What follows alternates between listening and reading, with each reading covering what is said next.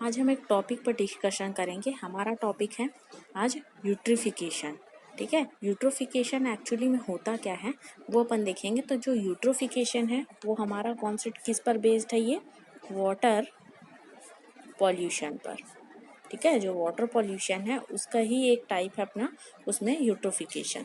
इसके अंतर्गत क्या होता है ना, वो एक वाटर में क्या हो जाती है, जब ये पॉल्यूशन क्वांटिटी क्या हो जाती है, एलिमेंट्स की मात्रा जब बढ़ जाती है तो उससे भी क्या होते हैं, वाटर का पॉल्यूशन होता है। तो इसका अपन डेफिनेशन देख लेते हैं।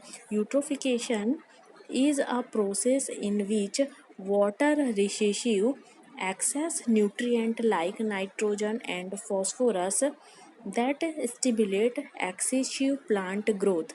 है ना, यहाँ पे मतलब इसका मतलब क्या होता है, जैसे कि प्लांट में क्या हो जाती है, हमारे जो वाटर है उसमें न्यूट्रिएंट एलिमेंट की क्वांटिटी, स्पेशली किसकी, नाइट्रोजन और फॉस्फोरस की जब क्वांटिटी बढ़ जाती है, जिसके वजह से क्या होता है, ये क्या चीज़ के लिए रिस्पॉन्सिबल है, हमारा प्लांट ग्रोथ भी क्या हो जाता है, बढ़ जाता है।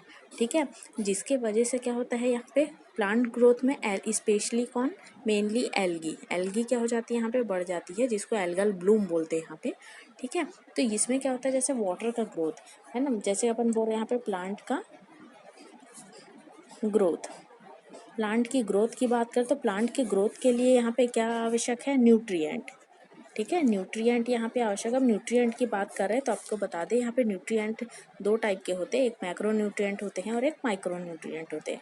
ठीक है, एक माइक्रो होते हैं और एक मैक्रो, जिसकी क्वांटिटी बहुत ज़्यादा मात्रा में क्या होती है, प्लांट को ग्रोथ और डेवलपमेंट के लिए बहुत ज़्यादा मात्रा में जो एलिमेंट चाहिए वो क्या कहलाते हैं, मैक्रो न्यूट्रिएंट। और ऐसे एलिमेंट जैसे बोरॉन, जिंक वगैरह, ये सब क्या है, कम मात्रा में चाहिए, तो ये क्या कहलाएंगे, अपने माइक्रो न्यूट्रिएंट। ठीक है, तो इसके अंतर्गत एलिमेंट, मैक्रो वाले एलिमेंट में या न्यूट्रिएंट के अंतर्गत क्या आएंगे, अपना नाइट्रोजन एंड फॉस्फोरस। ये दोनों कैसे एलिमेंट है, मैक्रो एलिमेंट है। ठीक है, मैक्रो न्यूट्रिएंट है जो कि प्लांट के ग्रोथ के लिए बहुत ज़्यादा मात्रा में चाहिए। ठीक है, तो यहाँ पे क्या बोल रहा है, यूट्रोफिकेशन वह प्रोसेस होता है जिसके दौरान क्या होता है, nitrogen and phosphorus, nitrogen and phosphorus का क्या होता है, वाटर में एक्यूमुलेशंस होता है। वाटर में क्या हो जाता है, ये दोनों का एक्यूमुलेशन होता है। तो प्लांट की जो एक्सेसिव ग्रोथ तो क्या हो जाती है, जब ये दोनों का वाटर में क्या हो जाता है, एक्यूमुलेशन होता है ये दोनों एलिमेंट्स का, जिसके कारण क्या हो जाता है, हमारे प्लांट की क्या हो जाती है, एक्सेसिव ग्रोथ हो जाती है। एक्सेसिव ग्रोथ होने के कारण मेनली किसकी, एल्गी की, है ना, मेनली हमारी किसकी ग्रोथ हो जाती है यहाँ पे, एल्गी की, जिसके कारण क्या हो जाता है, यहाँ पे जो जिसको बोलते हैं बहुत ज़्यादा मात्रा में ये पूरे तालाब में क्या हो जाता है, छा जाता है, इसको अपन बोलते हैं यहाँ पे एल्गल ब्लूम। ठीक है, ये क्या कहलाएगा, एल्गल ब्लूम। ये जो कंडीशन है यूट्रोफिकेशन की, ये एल्गल ब्लूम को ये अधिकतर किस में देखने को मिलता है, अपनी पॉन्ड्स में।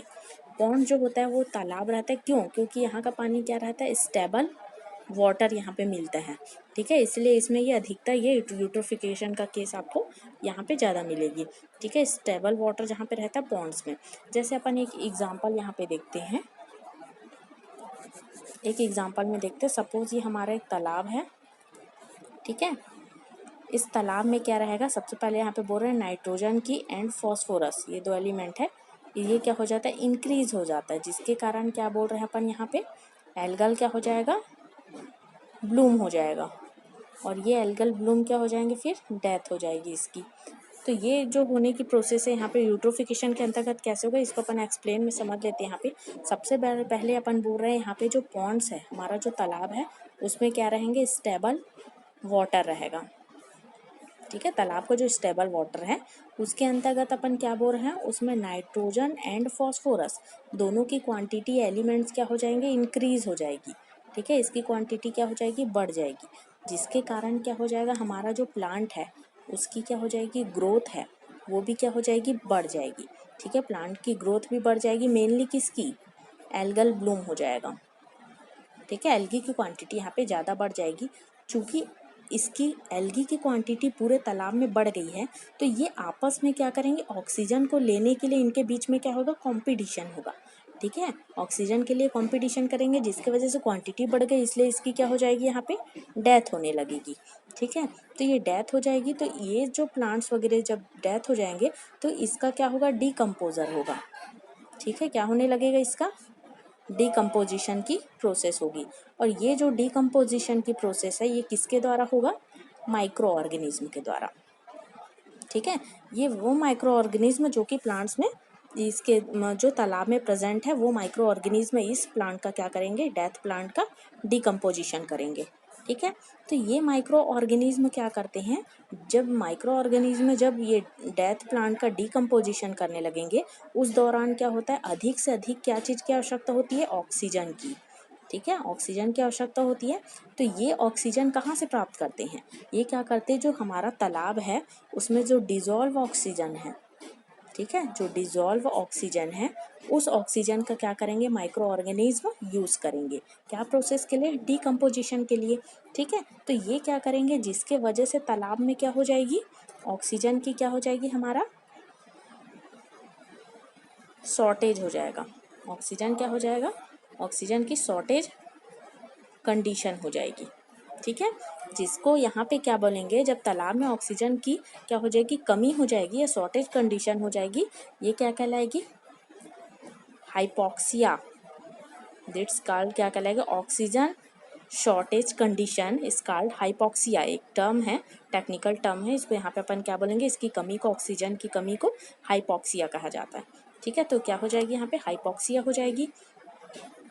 अब ये जब कमी हो जाएगी पानी के अंदर ऑक्सीजन की, तो क्या होने लगेंगे, जो एक्वाटिक एनिमल्स हैं हमारे, जो एक्वाटिक एनिमल जो इसमें के अंदर पानी में प्रेजेंट है, वो क्या करेंगे, यहाँ पे कमी होने लगेगी तो वो क्या करेंगे, किसका यूज़ करेंगे, ये यही डिज़ोल्व जो ऑक्सीजन है उसका क्या करते हैं, ये यूज़ करते हैं। कौन, एक्वाटिक एनिमल्स भी क्या करते हैं, डिज़ोल्व ऑक्सीजन का ही यूज़ करते हैं।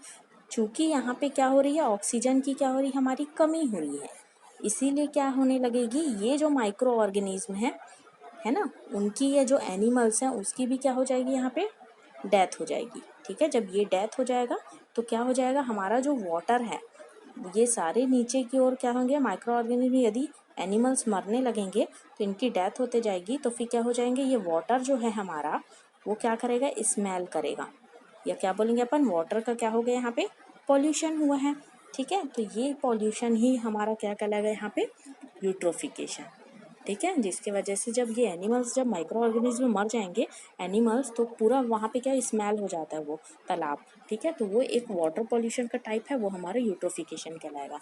अब ये तो हम समझ गए यहाँ पे यूट्रोफिकेशन होता क्या है।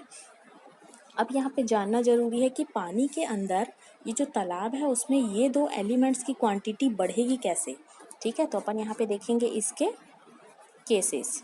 तो इसके केसेस के अंतर्गत पहला है हमारा, क्या चीज़ की वजह से इसकी क्वांटिटीज़ बढ़ जाएगी, तो पहला कारण है इसकी केमिकल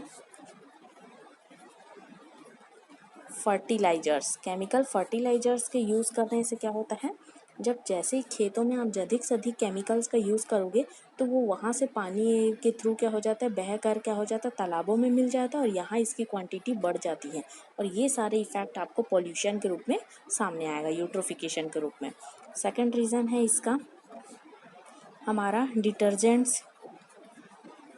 डिटर्जेंट्स का जो अपन यूज़ करते हैं कपड़े धोने के लिए, उसमें भी ज़्यादा से मात्रा में क्या रहता है, फॉस्फोरस रहता है, जिसके वजह से भी क्या हो जाता है, वो भी पानी यदि सही इसका ट्रीटमेंट सही लाइन नहीं गया तो ये भी पानी बह के यदि नदी तालाब में जाता है तो वहाँ पर भी इसकी क्वांटिटीज़ क्या होती है, बढ़ने से ये सारा प्रोसेस के यहाँ पे आपको दिखाई देगा और वाटर पॉल्यूशन हो जाएगा।